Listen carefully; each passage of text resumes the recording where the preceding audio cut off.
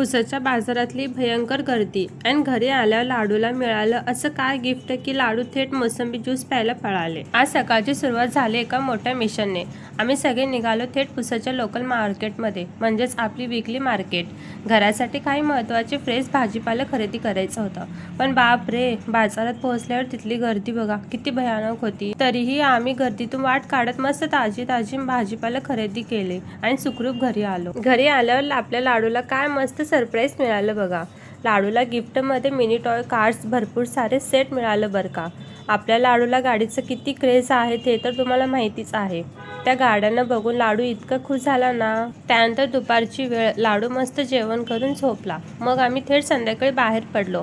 आज वातावरण किती छान आहे म्हणून आम्ही विचार केला की मोसंबी ज्यूस प्यायचं। आम्ही ज्यूस सेंटरला गेलो, फ्रेश मोसंबी ज्यूस पिलो। ज्यूस पिऊन आम्ही घरी आलो आणि घरी आल्या आल्या आपला लाडू काय करतोय बघा। सगळे टॉय एकत्र करून किती टॉय सोबत किती छान खेळतोय ना। लाडू टॉय ठेवायचं काय नावच घेत नव्हता। तुम्हाला मोसंबी ज्यूस आवडतो की उसाचा? कमेंटमध्ये नक्की सांगा।